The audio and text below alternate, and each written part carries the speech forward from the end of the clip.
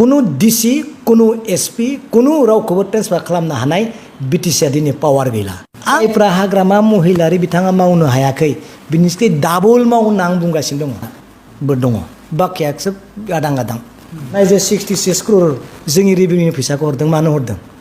हा बे फैसाखौ होनो हायामोन नामा हो जोंनि बिटिसि अथ'राइजआ जिखौबो खालामनो हायो XNDB इउनाइटेड फार्मनिफ्राय जों मोनसे गोथौयै सिन्था धारना खालामदों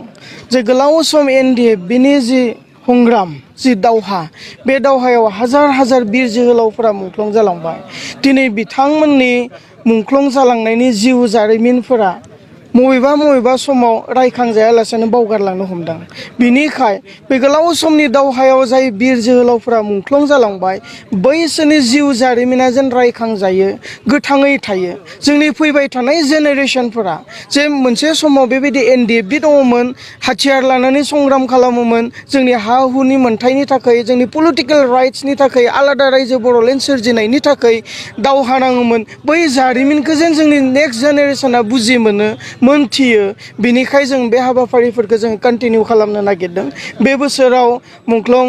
बिर जोहोलाव बि निजोमखौ बे फुरासुब्रिनि इउथ क्लाबनि बानजायनायाव नैबे गेलेग्रा फोथाराव फुरासुब्रिनि गेलेग्रा फोथाराव खुंफुंदों फैबाय थानाय समाव हयथ' बिथांनि गोसोखांथि बे मेम'रियेल गेमखौ जों आलादा मोनसे जायगायाव खुंगोन गुबुन मोनसे क्लाबनि बानजायनायाव इउथ डिपार्टमेन्टफोरनि बानजायनायावबो जों खुंफुंहैनो हागौ बेबायदि जों कन्टिनिउटि जोङो खालामलांगोन आरो बेजोंनो लोगोसे जोंनि XNDFB इउनाइटेड फार्मनिफ्राय बेखौनो मोनसे रिक्वेस्ट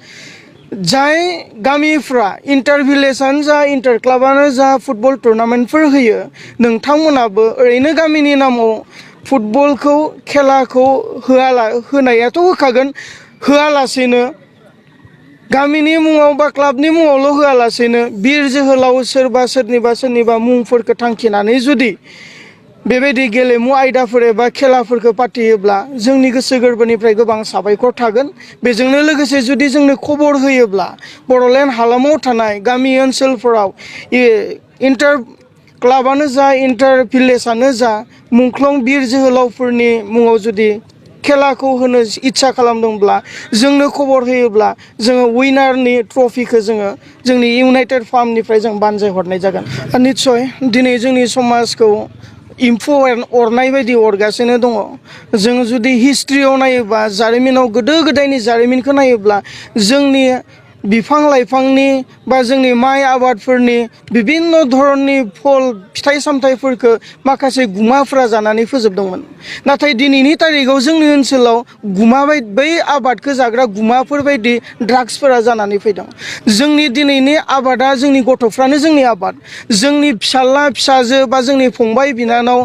बिसोरनो जोंनि आबाद दिनै बै आबादफोरखौ नस्थ' खालामनो थाखाय गुमा फैयाखै बै आबादखौ नस्थ' खालामनो थाखाय दिनै ड्राग्स फैदों गान्जा फैदों जौ जुवा फैदों दा बिनिखाय बेखौ होबथानायनि दायित्वखौ जों बयबो मानलायनो नांगोन जों इउनाइटेड फार्मनिफ्रायबो हाजासेयाव जोङो नाजादों आरो बेबायदिनो जोंनि सेंग्रा सिख्लाफोरखौ गेलेमु आयदाफ्राव माखासे समाव जोङो बेस्थ' खालामनानै दिनै इच्छा खालामदों आरो जोङो जेसेबां हायो ड्राग्स फालांगि खालामनायफोरखौ जोङो हमनानैबो पुलिसनो हरदों फैबाय थानाय समावहा जों बेफोर खामानिफोरखौ कन्टिनिउ खालामलांगोन फैबाय थानाय समाव आकुबार जोङो जेन उन्दै बैसोआव जौ लोंनाय बेफोरखौ जोङो होबथानो नागिरदों जोंहा समाजारि बेरेखायै गुबुन सोरबानि हिन्जावा सोरजोंबा लानानै खारलायनाय बेबायदि हाबाफारिफोरा बेबायदि गाज्रि आखुथायफोरा दिनै नुजाबाय थादों बेफोरखौबो होबथानायनि राहा लामा दिनै इउनाइटेड फार्मआ लागासिनो दङ साननैसो सिगांसो गुवाहाटीयावहा देहा फालांगि खालामग्रा माखासे हिन्जावसाफोरखौ जोंनि इउनाइटेड फार्मनि बानजायनायावनो बेखौ हमनाय जादों बेबायदिनो बेफोर हाबाफारिफोरखौबो जों कन्टिनिउ खालामलांगोन जेन जोंनि समाजा फोसाबजायो आरो जोंनि समाजा जेन सुस्थ' समाज जायो फैबाय थानाय समाव जाहाथे जोंनि इयं जेनेरेसनखौ लानानै सुस्थ' समाज जों जेन बड'लेण्डआव दाफुंनो हायो बेखौनो जोङो खुलुमनाय बावहरदों XNDFB इउनाइटेड फार्मनि जानानै बि निजोमनि न'खर बिनि फंबाय बिदा बा बिनि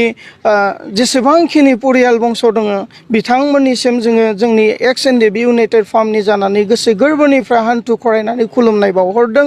बिथांमोननि एबा बिथांमोननि न'खरनि बिदा बा फिसाला बा बिफं बिनि बिर जोहोलाव बि निजोमनि बावसोमनायावनो दिनै एनडिएफबिआ गोलाव सम हंग्राम खालामनायनि गेजेरजों बर'आ बर' बायदि बे हालामाव थांनानै थानो हादों। नंगौ जों एनडिएफबिआ पलिटिकेलि एरेन्जमेन्ट बर' रायजो राजानि थाखाय नांगौ बायदि जोङो होफैनो हायाखै। थेवब्लाबो जारिमिनखौ बिजिरनानै नायोब्ला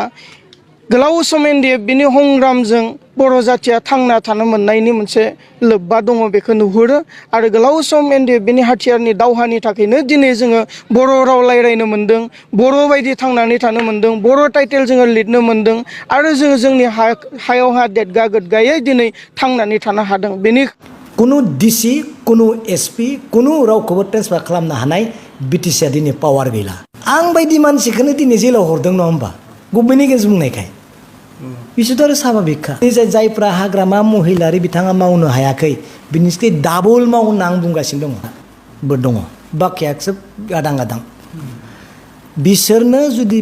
बिटिसि सरकारा 300 crores जुदि बाजेट खालामनानै रिहेबिलिटेसन होनाय हिसाबै आइबिएस सिस्टेमाव बिथांमोननो होयोब्ला एनडिएफबिनि प्रब्लेमा माब्लाबानो जोब्बायमोन होनना बुङो आं बुंखाबाय थादों। बिथांमोना गोदाव सोराव जाना दङ ना बेसेबां फैसाखौ जुदि मोननायमोनब्ला सोरबा इ रिक्सा बायनानै जागौमोन, बेपार खालामना जागौमोन, सोरबा गय बेपार खालामगौमोन, सोरबा हा बेपार खालामनानै हानि बेपार खालामना जागौमोन।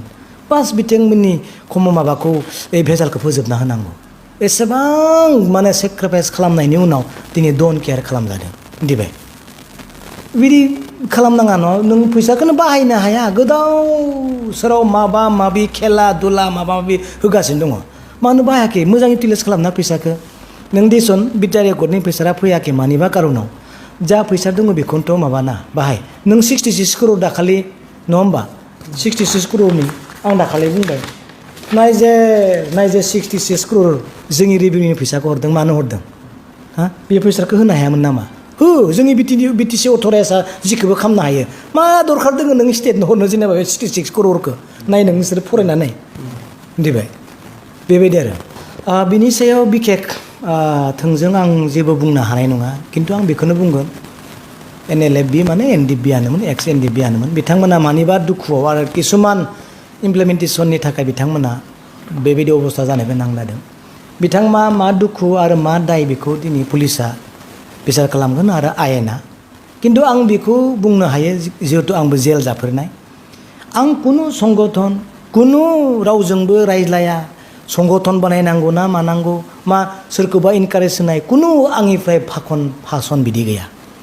आंहा कुनु दिनै गभर्नमेन्टनि एन्टि कुनु बिदि गोसोआव गैया। नाथाय आं बायदि मानसिखौबो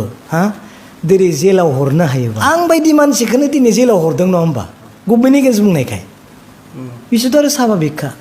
आरो बेल' नङा गोबां मानसिया जोबजानो हागौ। बिनिखायनो आं बुंदों मावनांगौहा दङ माला मावगोन नङा होमबा जोबथेसालियाव हरनो हायोबा बिसोरथ' दाय गोनां बावसो मिथिबाय सरकारनि नोजोराव। सरकारखौथ' खावलायनांगौआ गोबां दङ नाथाय आं मोनसे खोथाखौ बुंगासिनो दङ बै माबायाव बाक्सानि प्रनिता हटेलाव साथाम साब्रै इएमआ प्रमद सार बिथांखौ सिरि सिरि रायखुमाबाय थास्लायस्लाय डाइरेक्ट बुं जोंहा पलिटिकेलबो केयार माबा जादों हामा जादों डेभलपबो खालामनो हायाखै जोङो पलिटिकेल मार्डार जानानै दङ। बेबायदि खोथाखौ बै बाक्सानि प्रनिता हटेलाव इएमफोरा रायखुमास्लायस्लाय नङा होमबा डाइरेक्ट प्रमद सार बिथांखौ बुं एनडिएफबिनि प्रब्लेमानो होन माबा साखरि होनो हायि प्रब्लेमानो होन स्किमफोरखौ गावनि गोसो मावबादि मावनो हायिनि प्रब्लेमानो होन बेखौ बे प्रनिता हटेलाव मानो बुंनांगौ नङा होमबा डाइरेक्ट बुं सार बिदि बिदियाव माबाखौ स्वाधीनताखौ जोंनो हो जोंहा पलिटिकेल केयारा हामा जादों जों मार्डार जागासिनो दं रायजोनियाव जों जोंनि गोसोबादि मावनो हायाखै नों बुं बे प्रनिता हटेलावलाय मानो बुंनांगौ। बेनिखायनो आं दिनै बेखौनो बुंगोन जा इएमखौबो गोसोबादि मावनो हो सिबाबो गावबो माव आरो मावनांगौ खामानिखौ मावदो रायजोआथ' बेखौसो लुबैदों। जायफ्रा हाग्रामा महिलारि बिथाङा मावनो हायाखै बिनिसै डाबल माव होनना आं बुंगासिनो दङ नङा होमबा दिनै हाग्रामा महिलारिया मावनो हायाखै बैथिं बारायनो हायाखै सिमाखौ नोंसोरनिखौ नोंथांमोना दिनै आंनियाव फैबाय बिनि थाखायनो फैदों एसेबां गोजाननिफ्राय आं दुखु मोनलायदों सोर फैनायखौ एसेबां गोजाननिफ्राय फैदों बेबो बाइकजों दा नोंथांमोना मानो फैदों बे खामानिखौ मावना दिन्थिब्रा बिथाङा नङा होमबा हाग्रामाखौ फेजेन बेसो दिनै बांसिन खामानि मावबाय बिटिआरखौ दिनै बिटिआराव दिनै सुनिपुर आरो बिश्वनाथखौ सोबाय बेखौ मावना देखायब्रा एनडिबिफोरखौ सख'ना देखायब्रा साकरिखौ हाजार हाजार होनाय देखायब्रा माने स्टेटनि होनाय साकरिफोरखौसो माने रानबाय थायो स्टेटआ गोबां साकरि होनो राननो हरबाय बेखौ आं होनाय होनना लाबाथ' जाया दाखालि नुदों आं सासे लिडारा बुंनायजों 5,000 माबा होबाय साकरि होबाय पागल नों इन्टारभिउ खनसेबो जायाखै हा नों बोरै साकरि होखो हा नङा नङा नुदों नामाखै नोंसोरलाय नुदों ना बालाय माथो नों सासेबो साख्रि नों इन्टारभिउ होनो हायाखै पागल नों आरटे होना थैजोबगोन माथो बहाथो नों साख्रि होनायालाय हा इन्टारभिउआनो जायाखै साख्रि होबाय दांबाय आदसा थिग दङ बे राजनितिनि भाषा थगायनोबो हायो थगायनो दङ राजनितिआव आं बेखौ गनायो अब्लाबो एडमिनिस्ट्रेसन सिस्टेमाव रावखौ मिसलेक्ट खालामनाङा आं बुंखाबाय बेयाव कुनु डिसि कुनु एसपि कुनु रावखौबो ट्रेन्सफार खालामनो हानाय बिटिसिआ दिनै पावार गैला खाटां बेनि लेखायाव दंखायो मिथिबाय थिग दं खिन्थु मोनसे खोथा प्रिन्सिपाल सेक्रेटारिया जे लिरनानै हरदों जे जों डिसिखौ बाहायनो हायो नामा एसपिखौ जों एकबजों बायना लानो हायो नामा बे मोजां मिथिबाय स्टेटनि डिसप'जेल बियो माबाया डिसिया नों बाहायनो हायोब्ला मोजां खिन्थु आं लेखाखौ होजोबखाबाय दै मिथिबाय खिन्थु आगोल समफोराव मोनसे खोथा हाग्रामा महिलारिया फन खालामनांलायनाङा मिथिबाय प्रेक्टिकेल दं जे महिलारि बिथाङा नोंथांखौ लेंहरदों लोगो लोगोनो डिसिया फैनानै हाग्रामा महिलारि बिथांखौ लोगो हमफैगोन सों ओइ सिगांनि डिसिफोरनियाव सों दाबो बुंगोन खिन्थु दा मा जायो मिथिबाय नोङो सिफखौबो लिंहरगोन इएमखौबो लिंहरगोन कनफारेन्स हलाव जा खामानि इमप्लिमेन्टेसननि रायलायनांगौ मिथिबाय बुजिबाय दा डिसिया लेंहरोब्रा नों कनफारेन्स हलाव नुवाखै होनबा डिसि कनफारेन्स हलाव नङा होमबा उल्था जाबायब्रा मिथिबाय नोङो डिसियासो लेंहरो नों एमएमसिएलएफोरनाव सोंलाय डिसिया नोंसोरखौ मानो लेंहरो मिथिबाय डिसिखौ हानो बाहायनो थाखाय नोंसोरो बुंदों नोङो बै गेस्ट हाउसाव जोंनि बिटिसिनि कनफारेन्स हलाव लेंहर डिसिखौ नों बिटिसियाव माब्लाबा डिसिखौ फैनो होदों कनफारेन्स हलाव नुवाखैना अलामा आं मा बारा बुंबावनो बेखौनो गैला होनना बुंबाय आं बे पावारखौ बिदोंसो बिसोरनो सिगाङाव ट्रेन्सफार खालामनो हायोमोन खिन्थु बिसोरो जोंनोबो ट्रेन्सफार खालामनो हानाय पावारखौ हो होनना बिफिनदो बिसोरनि लेखायाव दैलियाव मिथिबाय आं फरायहायाखै होनबा बेबायदि बेनिखायनो जेबो गैया दे थिग दं